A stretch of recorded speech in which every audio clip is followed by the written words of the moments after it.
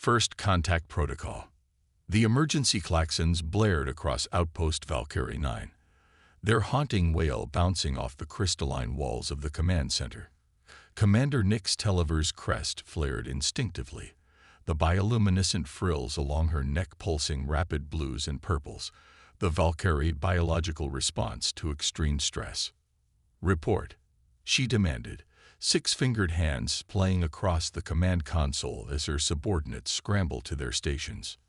Lieutenant Zex, her sensor officer, was already frantically working his console, his typically steady hands trembling visibly.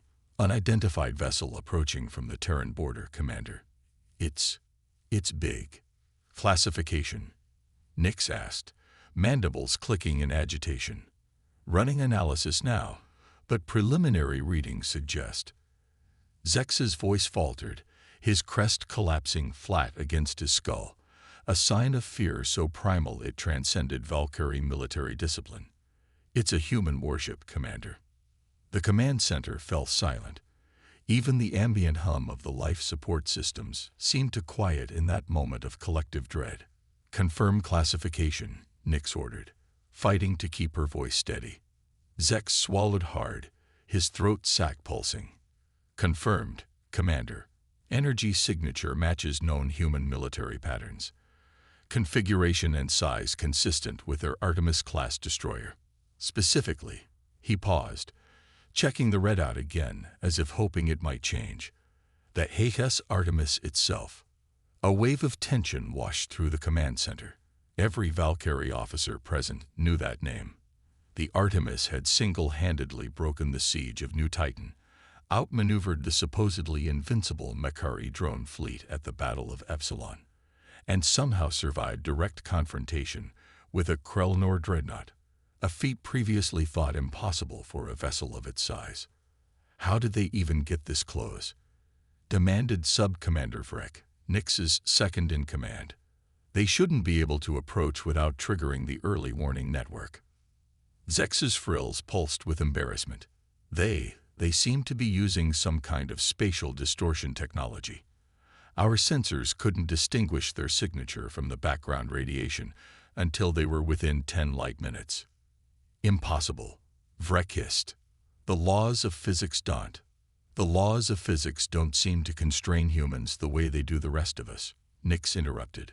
"That's why the Central Command programmed specific human warning protocols into our defense systems." As if responding to her words, the main viewscreen flashed red with an automatic warning. "Danger. Human warship. TETCTED. Initiate first contact Hirotoko Alpha 9." Nix's inner eyelids flickered nervously. First Contact Protocol Alpha 9 had been established after the disastrous first encounters between humans and the elder races of the Galactic Concord. Too many species had made the mistake of assuming humans were primitive or weak due to their short history of interstellar travel. Those assumptions had proven catastrophically wrong. "They're hailing us," Communications Officer Trill announced, her voice barely above a whisper. Nix straightened her uniform, aware that this moment might well determine the fate of her people. The Valkyrie Federation had thus far avoided direct contact with humans, observing their rapid expansion into the galaxy from a safe distance. "On screen," she ordered. The view screen shifted, and for the first time, Commander Nix Telliver found herself face to face with a human. The being before her had dark skin with intricate patterns shaved into the short hair on one side of their head, the other side covered with long, intricately braided strands adorned with metallic beads. The human wore the midnight blue uniform of the Human Space Force, shoulders bearing insignia that Nix recognized from intelligence briefings as indicating high rank. "Valkyrie vessel, this is Captain Maya Chen of the HSS Artemis." The human's voice was surprisingly melodious, yet carried an undercurrent of steel. "We come with peaceful intent, but urgent purpose. I request direct communication with your commanding officer." Nix stepped forward. "This is Commander Nix Telliver of Outpost Valkyrie 9. You have entered Valkyrie sovereign space without authorization, Captain. Explain your presence immediately." The human captain's expression remained composed, but Nix noticed a slight narrowing of those alien eyes that seemed to evaluate and calculate with unnerving intensity. "Commander, I apologize for our unannounced arrival. We've been tracking a rogue element that we believe intends to disrupt relations between our species. We attempted to use standard channels to alert your government, but our communications were blocked." Vrek made a dismissive gesture, a convenient excuse for territorial violation. Captain Chen's gaze shifted to Vrek, and Nix was startled by the sudden hardness in those human eyes. "Sub-Commander, if territorial violation was our intent, you would not have detected us at all until we chose to reveal ourselves." The casual confidence in that statement sent a chill through Nix's spine, partly because she believed it to be true. Intelligence reports on human technology suggested capabilities that often seemed more like fantasy than science. "What is this rogue element you speak of?" Nix asked, steering the conversation back to safer ground. "We have evidence that operatives from the Nexus Consortium have infiltrated both human and Valkyrie space. They're attempting to provoke a military confrontation between our peoples. The Nexus Consortium, a shadowy coalition of corporate interests and displaced species with a reputation for playing galactic powers against each other for profit and advantage." Nix had encountered their agents before, and the experience had left her with 3 fewer fingers than the typical Valkyrie. "You expect us to believe you brought a warship, your flagship, no less, to deliver a diplomatic warning?" Vrek challenged. Captain Chen's mouth curved slightly. "The Artemis is the fastest vessel in our fleet, and the only one with prototype shielding capable of withstanding consortium weapons. We didn't send a diplomatic vessel because diplomats tend to die when the consortium is involved." Before Nix could respond, Zex called out in alarm. "Commander, 3 vessels decloaking at coordinates 227 Mark 048, configuration unknown." The view screen split, showing 3 ships of unfamiliar design materializing from what had appeared to be empty space. Their hulls were a matte black that seemed to devour light, their shapes organic and unsettling. "Consortium strike craft," Captain Chen stated flatly. "Commander Telever, I suggest you raise your shields immediately." Those vessels carry phase-shifted disruptor cannons designed to bypass standard Valkyrie defenses. Nix hesitated only for a fraction of a second. "Shields up. Battle stations." The command had barely left her mouth when the first enemy vessel fired. A sickly green beam lanced out, striking the outpost's shields. The entire structure shuddered, and warning indicators flashed across multiple consoles.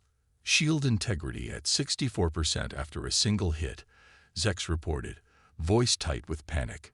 On the view screen, Captain Chen was already issuing rapid-fire commands to her own crew. "Commander, your outpost cannot withstand sustained fire from those weapons. The Artemis will provide cover while you evacuate essential personnel." "And then what?" Nix demanded. "You expect us to abandon our post and place our faith in human protection?"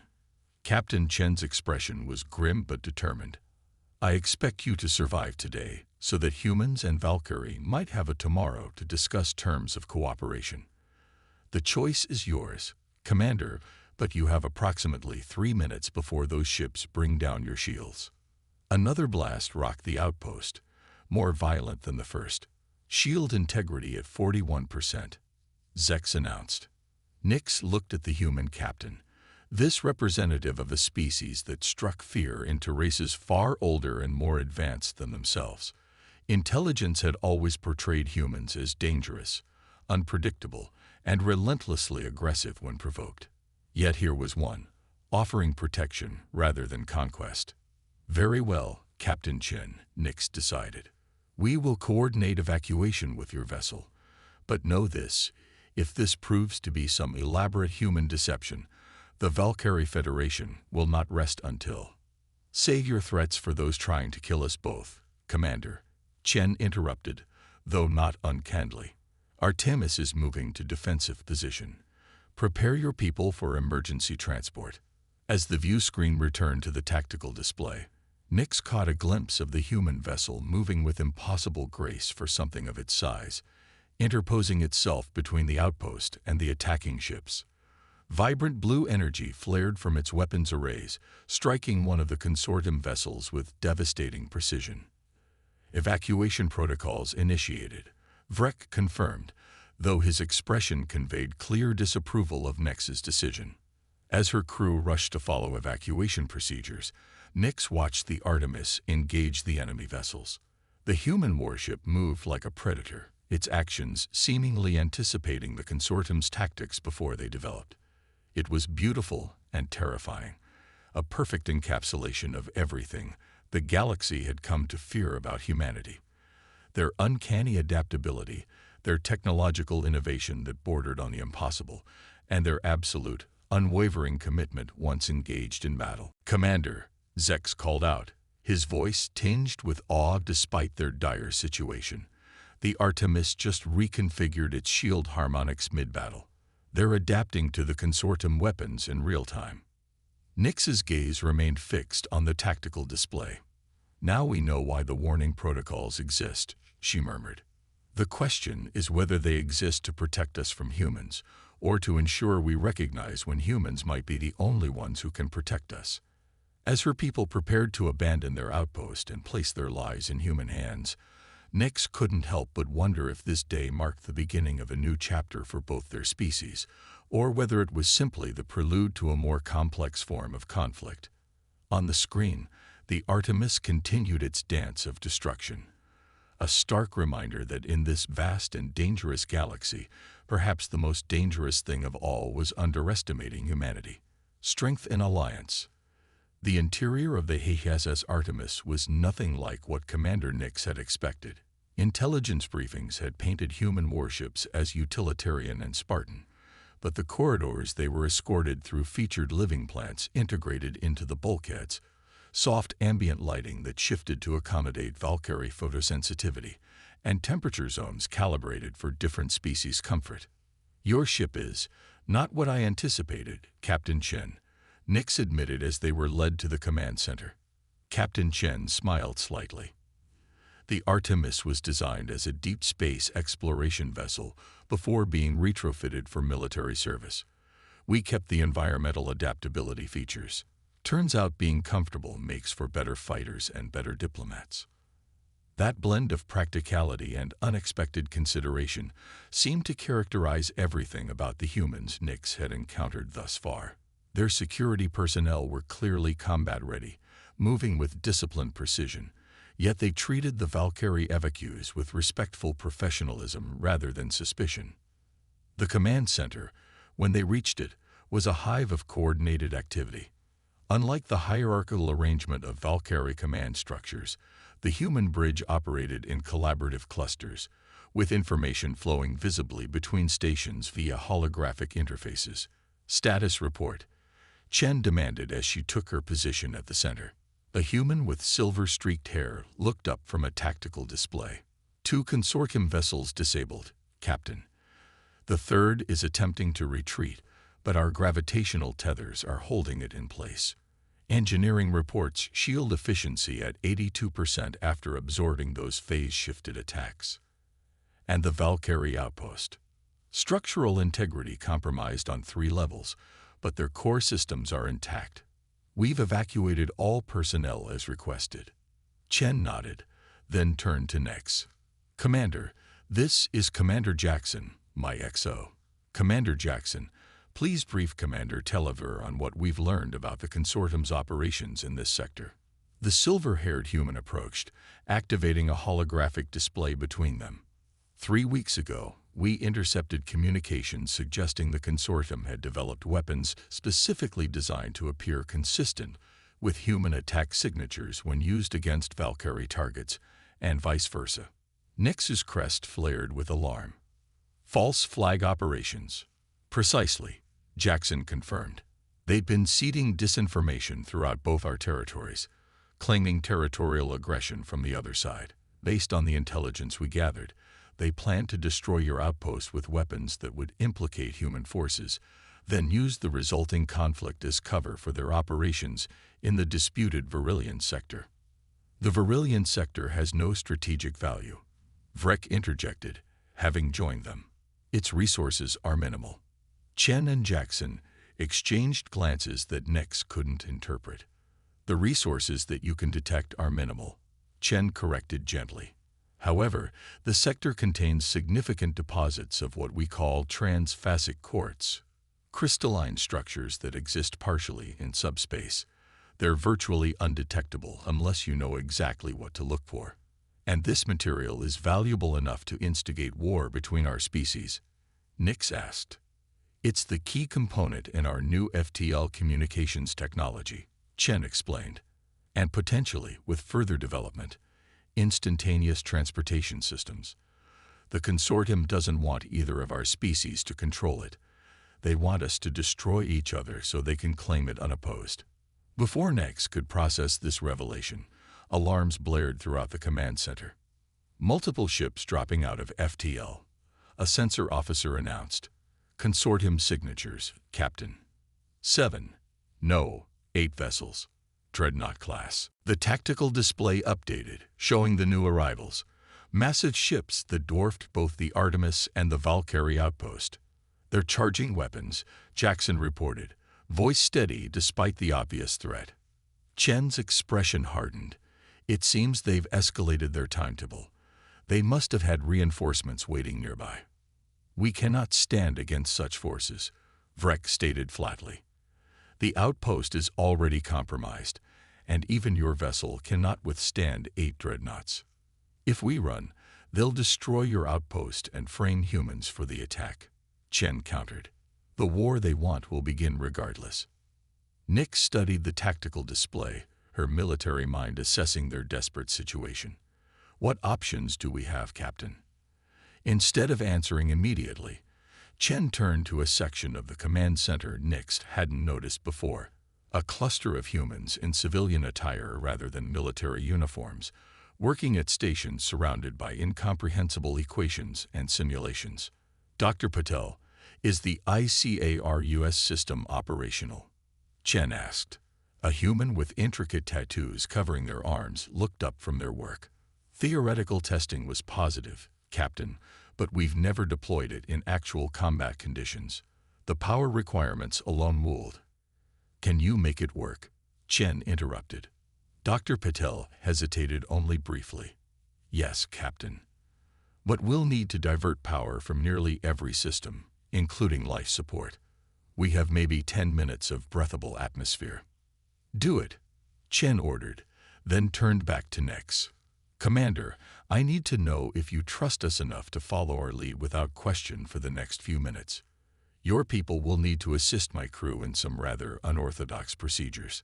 Nix glanced at the tactical display, where the consortium dreadnoughts were moving into attack formation. Then she looked at Vrek, whose expression conveyed clear skepticism. Finally, she studied Captain Chen's face, the unfamiliar human features set with determination, but also something else, a confidence that bordered on certainty. What do you need us to do, Captain? Nix decided. Relief flashed briefly across Chen's features. Your people understand crystalline resonance technology better than anyone. We need your engineers to help recalibrate our deflector arrays while we power up the ICAR-US system. Chen quickly outlined a plan so audacious that Nix would have dismissed it as insanity from anyone else. But the humans moved with such purpose, such conviction, that she found herself issuing orders to her own people, integrating Valkyrie expertise with human innovation in a desperate race against time. As consortium weapons began to target both the disabled outpost and the Artemis, Valkyrie and human crews worked side by side, rewriting physics as Nix understood them. The ship's power fluctuated dramatically, gravity failed intermittently, and atmospheric pressure dropped to uncomfortable levels as every available joule of energy was diverted to whatever this ICAR-US system might be. Consortium vessels are firing, Jackson reported, voice tight but controlled. Evasive pattern Delta, Chen ordered. Time to ICAR-US activation. 60 seconds, Dr. Patel called back, working frantically alongside Valkyrie engineers who had quickly grasped the principles behind the human technology and were now improving upon it in real time. The first consortium salvo struck the Artemis, causing the entire ship to shudder violently. Status displays flashed with damage reports, but the human crew continued their work with disciplined focus. Shield integrity at 47%, someone reported. Reroute emergency power from deck 7 through 11, Chen ordered. Maintain shield coverage over the crystalline resonance arrays at all costs. Nix watched in astonishment as the humans adapted their tactics on the fly, demonstrating a flexibility of thought that defied conventional military doctrine. When one approach failed, they immediately pivoted to another, never becoming fixated on established protocols. ICAR-US ready, Captain, Dr. Patil announced. All personnel, secure for temporal distortion, Chen commanded through the ship-wide comm system. Valkyrie guests, please utilize the restraint systems at your stations. What you're about to experience may be disorienting. Nix barely had time to secure herself before Chen gave the order to activate. What happened next defied explanation in any language Nix knew. Space itself seemed to fold around the Artemis, light bending in impossible ways. Through the viewports, Nix saw the consortium ships suddenly appear to slow, their weapons fire crawling through space at a fraction of normal speed. Local temporal field established, Dr. Patil confirmed, though their voice sounded strangely distorted to Nix's hearing. We have approximately 3 minutes of subjective time before field collapse. Chen was already issuing commands. Target their propulsion and weapons systems. Tactical fire when ready. The Artemis moved with impossible speed relative to the seemingly frozen consortium vessels, delivering precisely calculated strikes against each dreadnought's vulnerable points. From the perspective of their enemies, Nix realized the human ship would appear to be in multiple places almost simultaneously, attacking with coordination that no conventional strategy could counter. This is impossible, Vrek whispered beside her. They're manipulating temporal mechanics as a weapon system. Not as a weapon, Dr. Patil corrected, overhearing. As a defensive measure. We're not altering time itself, merely our relationship to it within a localized field. The mathematics are quite elegant, actually, once you accept the premise that field integrity at 35%, interrupted another scientist. We have maybe 40 seconds before collapse. Complete final attack run, Chen ordered calmly. Prepare for emergency FTL jump on my mark. The Artemis completed its devastating circuit of the consortium fleet. As the temporal field began to destabilize, Nix saw the cumulative damage they had inflicted. Weapon systems severed with surgical precision, propulsion arrays disabled, but life support deliberately left intact. Field collapse in 3, 2, 1. Reality snapped back into conventional alignment with jarring suddenness. The consortium ships, now visibly damaged, hung motionless in space as their crews struggled to understand what had happened. All targets neutralized, Jackson confirmed. Minimal casualties detected on enemy vessels. Chen nodded with satisfaction. Transmit our evidence package to both their command ships and the Valkyrie High Council. Let's make sure everyone knows exactly who was trying to start this war. As the adrenaline of battle faded, Nix found herself reevaluating everything she thought she knew about humans. The intelligence reports had emphasized their technological ingenuity and combat prowess, but had failed to capture something more fundamental: their integration of creativity, compassion, and calculated risk in equal measure. You could have destroyed them all, Nix observed, approaching Captain Chen. Chen's expression was solemn. We could have. But then we'd be exactly what they wanted to portray us as: aggressive, merciless, and hungry for dominance. Sometimes the most important victory is proving your enemy's narrative wrong. Hours later, as Valkyrie and human crews worked together to secure the damaged outpost and consortium vessels, Nix found herself on an observation deck with Captain Chen, looking out at the stars. The warning protocols in our systems, Nix said, breaking a comfortable silence. They were justified, but perhaps incomplete. Chen raised an inquisitive eyebrow. They warn us that humans are dangerous, Nix continued, but fail to mention that you're equally dangerous as enemies or powerful as allies. I believe my report to the High Council will recommend updating those protocols. Chen smiled, a gesture Nix was beginning to recognize as indicating genuine warmth rather than the threat display it resembled in some other species. Perhaps the protocols could also mention that we make excellent partners in scientific endeavors, Chen suggested. The way your engineers enhanced our ICAR-US system, our research division is already pleading to establish exchange programs. Nix felt her crest rise in what humans might interpret as a smile of her own. I believe that could be arranged, Captain. It seems the consortium's plan has backfired spectacularly. They wanted war between our peoples, Chen agreed. Instead, they've given us the foundation for an alliance that could reshape this sector of space. As the Artemis's systems hummed around them, human and Valkyrie crews working together to repair and rebuild, Nix reflected that perhaps the most dangerous aspect of humanity wasn't their technology or even their unorthodox approach to physics. It was their remarkable ability to turn adversity into opportunity, to forge connection where others would see only conflict. The warning protocols would remain in Valkyrie systems, rightly cautioning that human warships represented a force to be respected. But now they would carry a secondary message as well. When humans approach, it might herald not just danger, but possibility. And in a galaxy full of threats like the consortium, such possibilities might make all the difference.